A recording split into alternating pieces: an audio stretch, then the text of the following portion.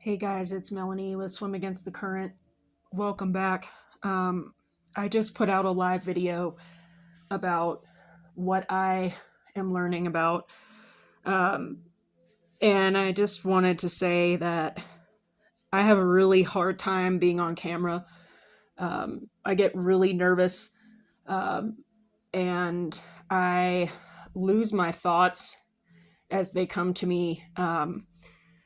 But I wanted to make this video um, without being seen, so I could talk a little bit more comfortably about that. In the last video, I talked about Western religion and the idea of sin, and the idea of how belief in being a sinner, when I was a Christian, which I no longer am. Like I mentioned, I was an agnostic, um, and I am an agnostic, um, that sin um, ruled how I made decisions because that was the main doctrine or main concept or foundation of the faith that I once had. I believed that sin was something that I couldn't do, and that um, I couldn't get caught doing. Let's just put it that way. But what is the idea of sin to the Christian? So the idea of sin to the Christian is thought. It's being yourself. It's living your own life. It's making your own decisions and learning from your mistakes and from your experiences, um, and determining your own uh, path, thinking for yourself, critical thinking. I think in one of my videos I mentioned the concept of being morally responsible to yourself, so making your own decisions and not looking to a religion or a system of religion to do it for you, so not relying on um, some type of spiritual guidance in the form of like a religious uh, document like scripture, for example. For Christians, this is the Bible. So someone who is a sinner, in the eyes of the Christian or eyes of like the religious narrative or religious beliefs, is someone who is not looking to scriptural teachings or doctrines from those teachings, theology, as I mentioned in my video that I just did live, um, as a way to determine their course of action. Um, so, with that being said, for most of my life, I decided that I would follow the Bible. I would try to live biblically. I would try to be a member of a Christian community. I would have Christian friends. I would dress in a way that was modest and was, appropriate for those who are Christian. Um, and that even determined, the types of people I would date. That would determine, um, the types of friends that I would have. That would determine everything, the types of food I would eat, every aspect of my life, even down to like my son's education. At one point, we were thinking of pulling him from public school and homeschooling him because I was involved in a Torah community on YouTube for about 4 years, and that was something that they encouraged us to do, was to pull our kids from school because they believed in the evils of it. I see no harm in homeschooling your kids, but make sure it's for you, and it's something that your family wants to do, and it's not something that a group is telling you to do, um, because that just goes back to that idea of being an unbeliever and a sinner, right? We're letting the Bible, or we're letting a group of people or a theology or an ideology rule over us and kind of make those decisions for us. And so um, critical thinking and free will and thinking for yourself involves making your own decisions and trying things out and learning from, experience, or, as a Christians would term it, error.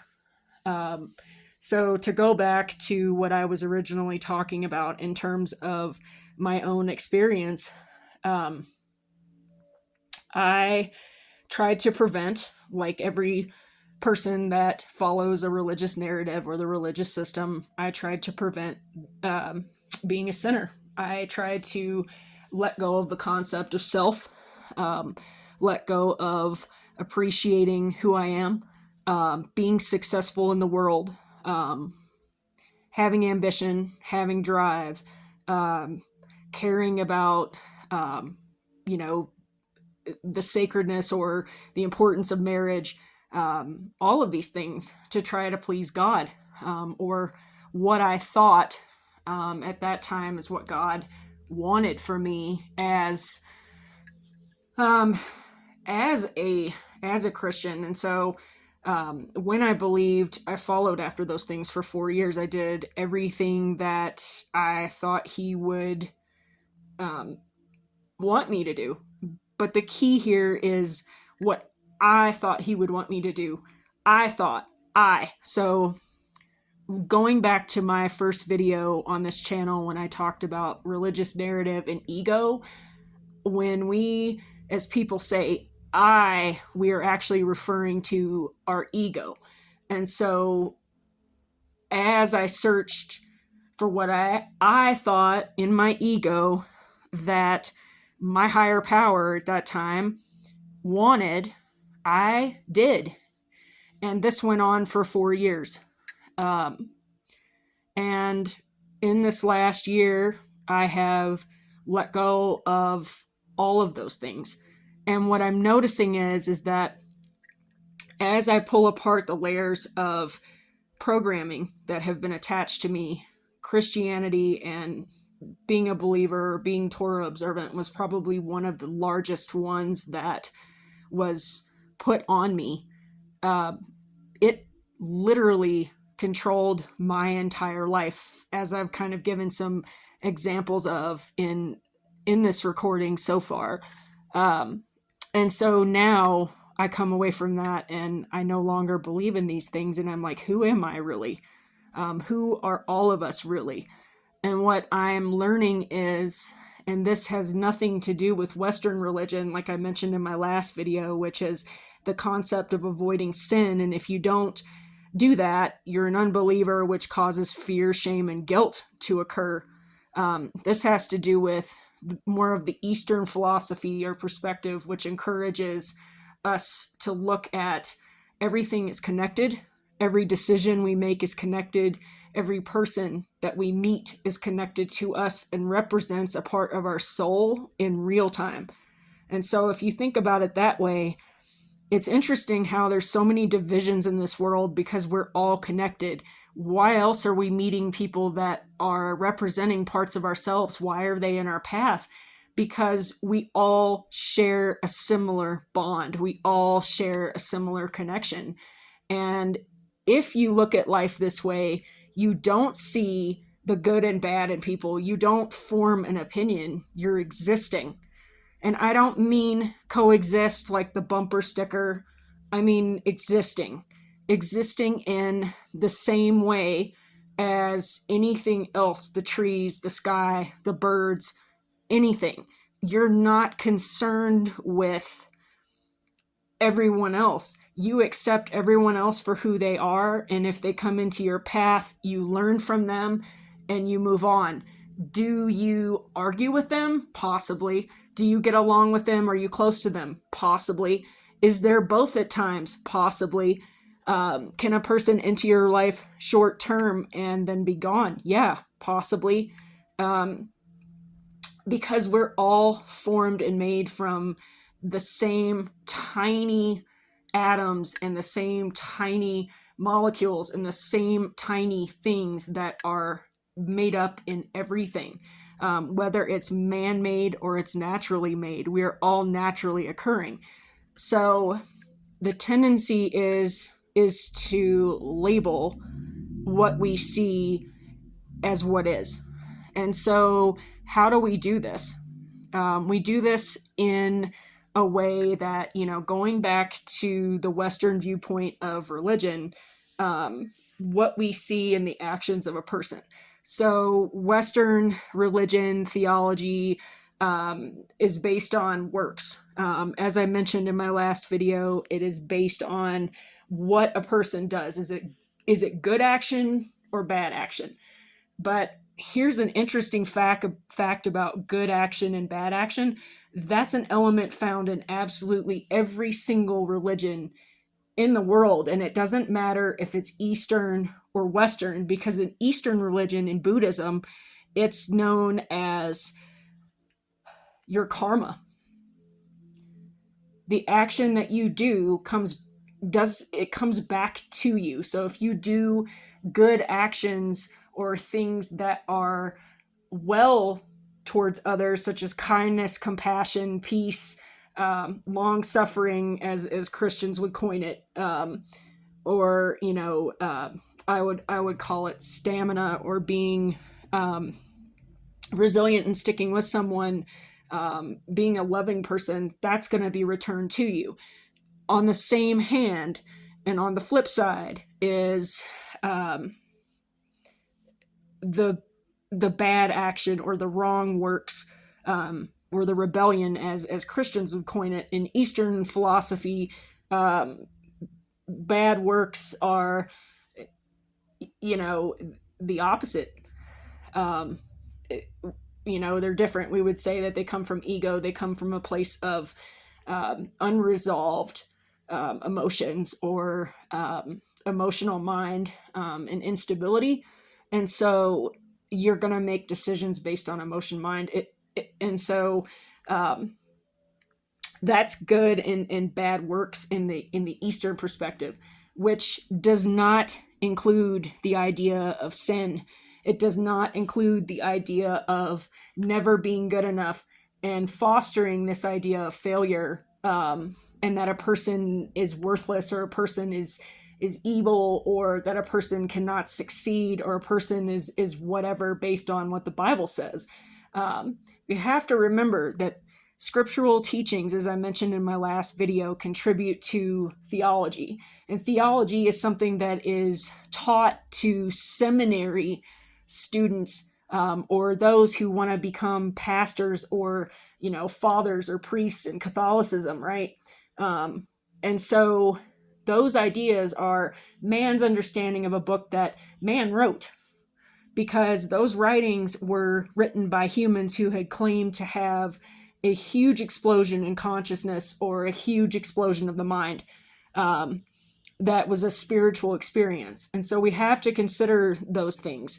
Could we also possibly consider that the idea of sin is the main controlling factor in a religious system, that is contributed its entire underpinning to politics, and is the central foundation of most hate and terrorism groups?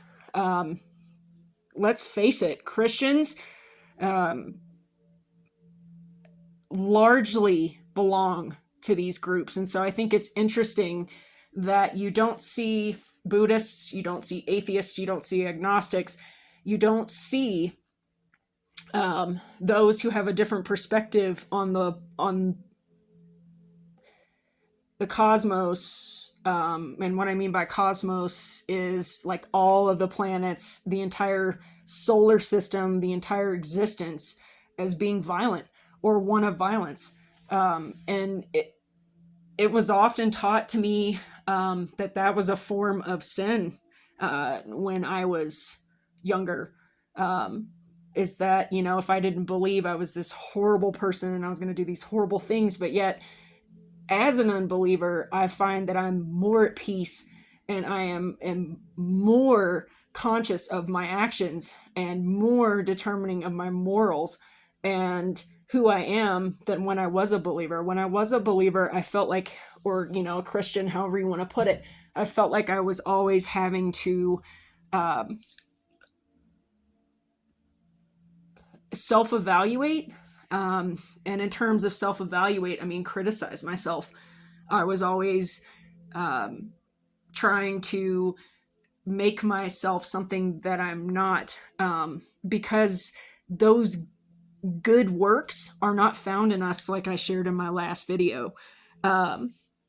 anyway, you guys, there'll be more on the Western religion series. This is just me having some afterthoughts after recording a live, and maybe getting some stuff scrambled out of nervousness, and just like trying to gather my thoughts quickly and present them to you.